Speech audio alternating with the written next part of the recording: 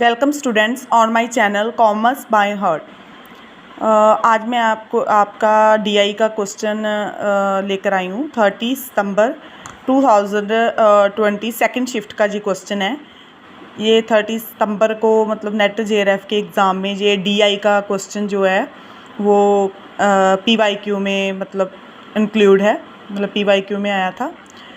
इसमें क्या है, distribution of job vacancies in IT companies situated in various Indian cities in the year 2009 and 2019। Distribution of job vacancies के job vacancies की जो distribution है कि जॉब वैकेंसीज जो है आईटी डिपार्टमेंट में, आईटी कंपनीज़ में जो है इंडिया में जो कंपनी है आईटी कंपनी है उसमें जॉब वैकेंसी 2019 एंड 2009 का जो डाटा है वो इसमें प्रोवाइड किया है। In the year 2009 the total number of vacancies was 5.4 lakh. 5.4 lakh मतलब 5,40,000 जो है जो वैकेंसी इसमें जो प्रोवाइड की गई है। And in the year it was 8.6 lakh, that means 8,60,000 vacancy जो है इसमें इंक्लूड है। इसमें इंडिया की अलग अलग सिटीज़ दी है, Bangalore, Hyderabad, Pune, Mumbai, Chennai, NCR other cities दी है। और डाटा जो दिया हुआ है वो 2009 एंड 2019 का दिया हुआ है। जॉब ऑफ वैकेंसीज जो दी है वो परसेंटेज में दी हुई है, 2009 की भी और 2019 की भी परसेंटेज में दी है। इसमें क्या है कि जॉब वैकेंसी डिस्ट्रीब्यूशन जो है, जॉब वैकेंसीज का डिस्ट्रीब्यूशन है आईटी कंपनी का, जिसमें 2009 एंड 2019 का डाटा दिया हुआ है। इंडिया कंट्री में अलग अलग सिटीज़ का डाटा हमें प्रोवाइड किया गया है परसेंटेज में। ओके, इसके बेस में जो क्वेश्चंस हैं वो हमें दिए हुए हैं। What is the average number of vacancies available in the city of Hyderabad in the year 2009 and 2019। 2009 and 2019 में जो हैदराबाद सिटी है उसमें what is the average number, इसमें इस क्वेश्चन में हमने क्या सॉल्व करना है, इसमें हमने एवरेज सॉल्व करनी है। What is the average number of vacancies available in the city of Hyderabad, और सिटी कौन सी हमने लेनी है, Hyderabad, and year 2009 and 19। Okay, Hyderabad इसकी परसेंटेज क्या दी हुई है, 2009 की परसेंटेज 10 दी है, 2019 की 8 दी हुई है। और जो टोटल है वो हमें प्रोवाइड किया गया है 5,40,000 एंड 8,60,000 जो है 2019 का प्रोवाइड किया हुआ है डाटा हैदराबाद का। और हमने सॉल्व क्या करना है, average. What is the average number of vacancies available in the city of Hyderabad in the year 2009 and 19। हमें 4 आंसर्स दिए हैं। इसमें जो है हमारा ट्रू आंसर जो राइट आंसर है वो है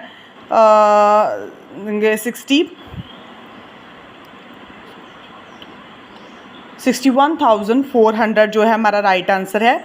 अब मैं आपको इसका सल्यूशन बताऊंगी कि एवरेज जो है, इसके पहले भी हमने काफ़ी पहले वाले सम जो सॉल्व किया है उसमें एवरेज हमने निकाली है। तो 2019 का जो डाटा दिया है वो हमें टोटल जो 2019 का डाटा दिया है वो कितना दिया है, वो दिया है 8,60,000। 8,60,000 की का परसेंटेज जो है, 8,60,000 का परसेंटेज जो है वो हमें दिया हुआ है 8।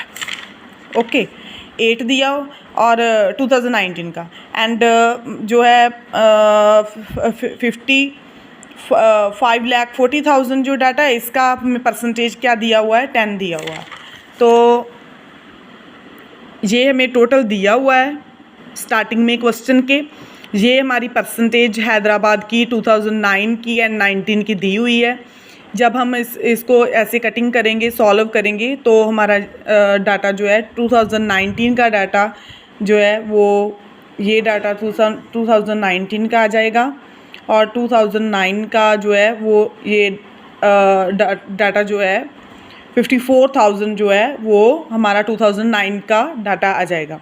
हम क्वेश्चन में हमसे क्या पूछा है, क्वेश्चन में हमसे एवरेज पूछी है कि हमने क्या सॉल्व करना है, एवरेज सॉल्व करनी है।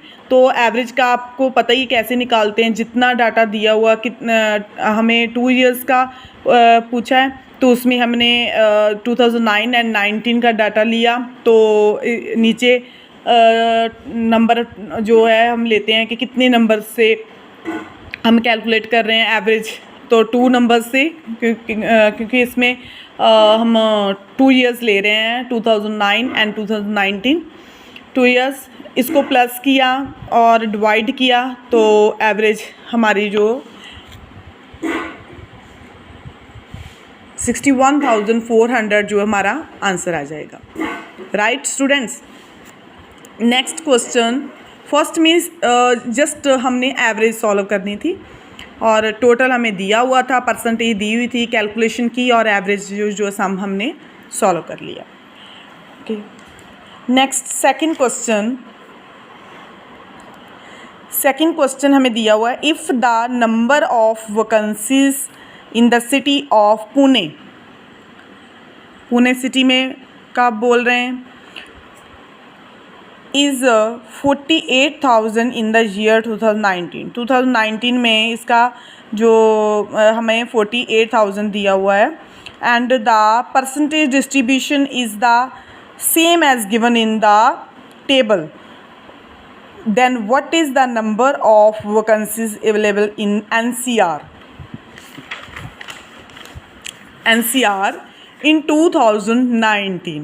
ओके, इसमें हमें जो डाटा दिया था 48, पहले पुणे का कितने परसेंटेज दिया हुआ है, किस ईयर का पूछ रहे हैं, वो बोल रहे हैं कि if the number of vacancies in the city of Pune is 48,000 in the year 2019, तो 2019 की हम परसेंटेज लेंगे। 2019 की पुणे की परसेंटेज क्या है, 6%, और हमें टोटल दिया हुआ पुणे का मतलब डाटा दिया हुआ है 48,000। 48,000 का हम 48,000 का 6% जब सॉल्व करेंगे तो टोटल जो है 80,000 जो है आ जाएगा। अब हमें पुणे का सॉल्व कर लिया, अभी वो बोल रहे हैं कि जो डाटा पुणे का है वो सेम NCR का है, क्यों वही जो डाटा है हमने NCR का भी लेना है। तो हम जो आंसर पुणे सिटी को सॉल्व करके आया वही हमने NCR में ले लिया, वही डाटा हमने ले लिया। तो NCR का 2019 में कितनी परसेंटेज है ये हम चेक करते हैं। NCR में 2019 का हम कैलकुलेशन कर रहे हैं, तो इसकी कितनी परसेंटेज है, 20% है, 20% है। तो हम इसके साथ हम 80,000 जो हमने से निकाला है आंसर, उसके साथ हम 20% को सॉल्व करेंगे, कैलकुलेट करेंगे। 0 से 0 कट हो जाएगी, 0 से 0, जहाँ ऐसे 2 सिमिलर ऐसे भी हम कट करके इसे मल्टीप्लाई करके डिवाइड कर सकते हैं, तो हमारा आंसर आ जाएगा 1,60,000। Clear students? Now third question, what is the total number of vacancies available in the city of Chennai in 2009? Okay, city कौन सी ले रहे हैं, चेन्नई, और year 2009, and in that of Mumbai in the year 2019, in that of Mumbai in the year 2019. What is the total number of vacancies available in the city of Chennai in 2009 and that of Mumbai 2009?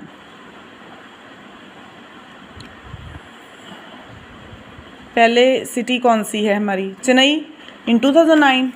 Okay, Chennai हम ऐसे देखेंगे, चेन्नई 2009 का data लेंगे, चेन्नई का 8% आ गया ना। तो हम टोटल हमें जो है 2019 का ये डाटा हमें स्टार्टिंग में ही क्वेश्चन में दिया हुआ है, तो उसके साथ हम 8% को सॉल्व करेंगे, तो हमारा ये डाटा कैलकुलेशन करके आंसर हमारा आ जाएगा नेक्स्ट हमें स्टार्टिंग में ही 8,60,000 जो 2019 का दिया हुआ है। तो नेक्स्ट क्वेश्चन में जो मुंबई का पूछा है, मुंबई का in that Mumbai the year 2019, Mumbai का 2019 का पूछा है। तो मुंबई का हमें टोटल तो हमें पता है कि 2019 का 8,60,000 है, तो परसेंटेज 18 है, चेक कर लेते हैं।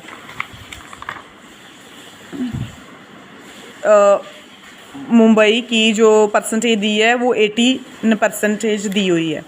तो हम ऐसे 18% से कैलकुलेशन करेंगे तो हमारा ये आंसर आ जाएगा। अभी हमें क्वेश्चन में पूछा था what is the total number of vacancies. Okay, total हम कैसे निकालते हैं, इसको प्लस करेंगे। जो डाटा हम कैलकुलेशन चेन्नई का हमें कैलकुलेशन की, मुंबई की कैलकुलेशन की, हमें इन बोथ डाटा को हम प्लस करेंगे। प्लस करके हमारा जो टोटल नंबर ऑफ वैकेंसीज जो है वो हमें फाइंड हो जाएगी।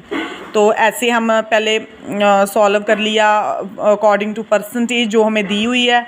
अभी हमने इसका टोटल कर दिया, तो टोटल नंबर ऑफ वैकेंसीज जो है हमारे आंसर्स जो है हमने सॉल्व कर लिया इसे। Right, now fourth question, what is the approximate percentage rise seen in vacancies.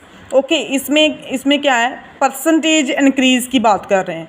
तो आपने मेरी जो स्टूडेंट्स अभी मेरी ये वीडियो देख रहे हैं उनको अगर नहीं मालूम, ये नहीं मालूम कि मैंने फ़र्स्ट वीडियो जो है इसकी बेसिक की बनाई है, डीआई के बेसिक्स, डीआई के जो फार्मूलेज़ हैं वो जो इसमें यूज़ होते हैं डीआई सॉल्व करने के लिए, बहुत इंपॉर्टेंट है। प्लीज़ आप पहले मेरी फ़र्स्ट वीडियो देखिए, स्टार्टिंग से वीडियोस मेरी देखिए। उसमें क्या है कि आपको बेसिक्स क्लियर हो जाएंगे कि मैंने किस सम में कौन से फार्मूलेज़ जो है सॉल्व करवाए। तो आपको पता चल जाएगा कि मतलब ये परसेंटेज इंक्रीज़ और परसेंटेज डिक्रीज़ वाला जो फार्मूला स्टार्टिंग से लेकर अभी तक सभी क्वेश्चंस में आ रहा है। ऐसा कोई क्वेश्चन नहीं है जिसमें ये फार्मूला नहीं आ रहा। तो what is the approximate percentage rise seen in vacancies available in the city of Hyderabad from 2009 to 2019। Okay, इसमें परसेंटेज इंक्रीज़ का फॉर्मूला लगेगा। हमें पता है कि 2019 का डाटा 6 लाख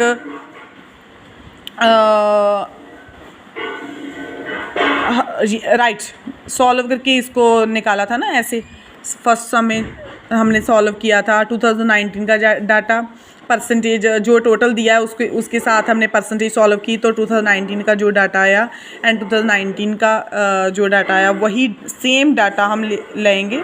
और इसमें क्या है, परसेंटेज इंक्रीज़ का फार्मूला लगेगा। पहले इसको लिखकर फिर माइनस जो स्मॉल वाला large minus small over small, okay, multiply 100।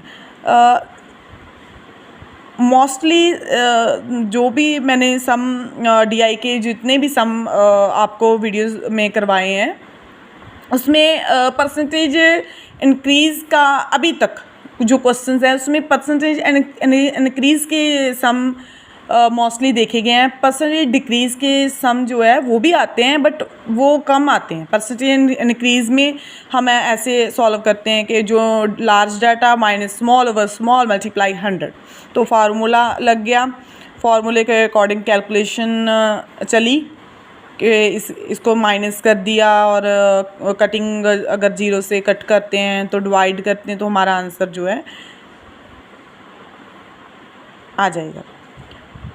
Clear students, जो मेरी रेगुलर स्टूडेंट्स देख रहे हैं क्लासेस डीआई की, मेरी स्टार्टिंग से पीवाईक्यू मैंने पीवाईक्यू सॉल्व किया है क्योंकि पीवाईक्यू इम्पॉर्टेंट होते हैं। आपको अगर आप पीवाईक्यू रिवाइज कर लेंगे तो आपको पता चल जाएगा कि एग्ज़ाम में कंपटीशन एग्ज़ाम्स में और हमारे जो एग्ज़ाम होते हैं नेशनल लेवल के जो एग्ज़ाम होते हैं उसमें डीआई को कैसे सॉल्व करना है।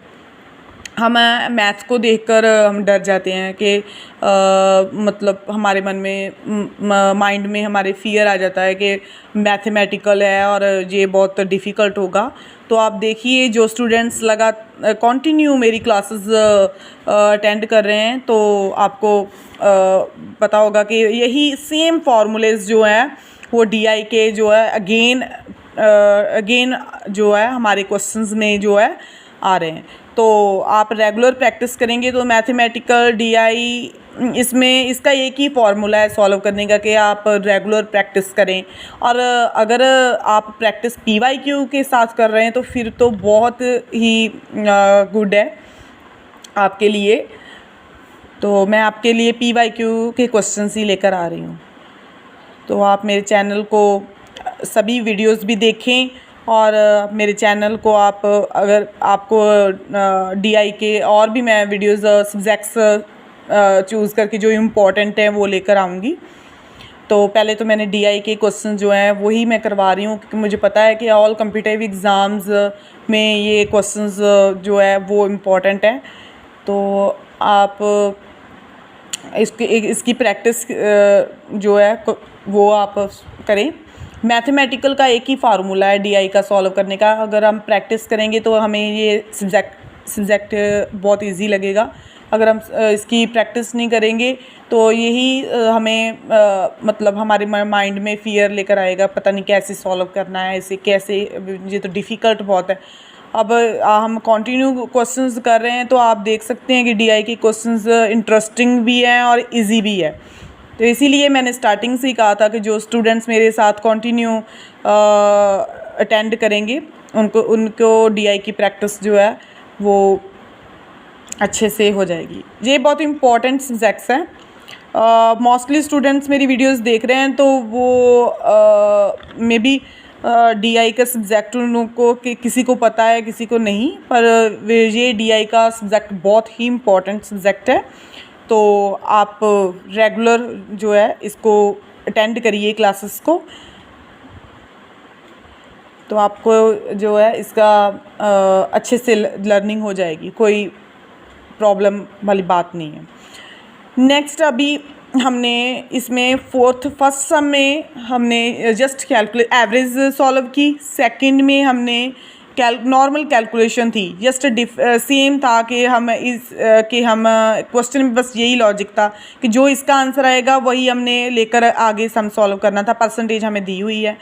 और थर्ड में भी नॉर्मल डाटा जो है हमने पहले ही सॉल्व किया हुआ है, सॉल्व किया है। तो हमने जो परसेंटेज थी वो ही लेकर उसका टोटल निकालना था। इसमें टोटल पूछा था, टोटल हम प्लस से, अगर डिफरेंस पूछते तो माइनस करते, अगर टोटल पूछते तो प्लस करते हैं हम। इसमें परसेंटेज इंक्रीज़ जो है वो हम क्वेश्चन में पूछा है। एक्चुअली मैंने फिर से रिवाइज़ करवा दिया कि जो स्टूडेंट्स देख रहे हैं तो जो रिवाइज़ करते रहो तो हमें मतलब पता चल जाता है कि कैसे, मतलब हम कंटिन्यू इंटरेस्ट बना रहता है। तो हमारे फोर क्वेश्चन हो गए। लास्ट क्वेश्चन डीआई का, What is the difference between the number of vacancies available in the city of Bangalore in the year 2019 and 2009? देखो इस क्वेश्चन में हमें डिफरेंस पूछा है। ओके, फर्स्ट क्वेश्चन में जो थर्ड क्वेश्चन था उसमें क्या पूछा था, टोटल नंबर ऑफ। इसमें क्या पूछा, डिफरेंस। तो टोटल में हम प्लस करते हैं, डिफरेंस में हम माइनस करते हैं। परसेंटेज में इंक्रीज़ में परसेंटेज इंक्रीज़ का फॉर्मूला लग गया। और बस जस्ट यही इस डीआई के मेन जो क्वेश्चंस थे उसमें पूछा था। What is the difference between the number of vacancies. City देखनी है, कौन सी सिटी है, बेंगलोर है। बेंगलोर का डाटा 2019 का एंड 9 का। ओके, सेम जो है number of vacancies Bangalore in the end 19 and 9 का डाटा ले रहे हैं ना। बेंगलोर कहाँ है, ये फिर इसका परसेंटेज कितनी दी हुई है, 15 एंड 22, राइट। हम सॉल्व ऐसे करेंगे, हम ये जो है टोटल दिया हुआ है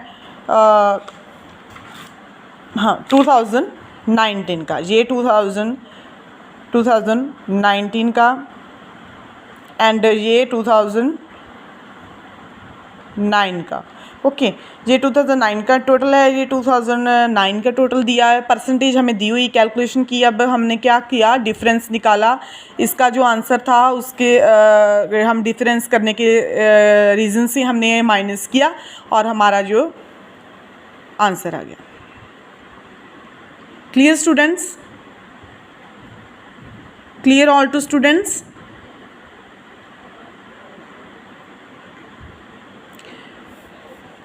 एक बार आप क्वेश्चन चेक कर लो। एक्चुअली मैं जो डीआई के क्वेश्चन है मैं रजिस्टर पर सॉल्व कर रही हूँ, तो मैंने अभी मैं प्लान कर रही हूँ, तो आगे मैं और भी आपको सब्जेक्ट्स की जो और सब्जेक्ट्स में लेकर आऊँगी, उस सब्जेक्ट्स में हम थोड़ा इम्प्रूवमेंट से आएंगे कि किसी स्टूडेंट को अगर कोई प्रॉब्लम आ रही है तो प्रॉब्लम ना आए, मतलब चेक करने में डाटा। वैसे तो मैं आपको इसीलिए मैं आपको बार बार दिखा देती हूँ कि आप अगेन से एक बार अच्छे से देख ले। अगर किसी डाटा का, किसी वर्ड का क्वेश्चन कोई नहीं आपको पता चला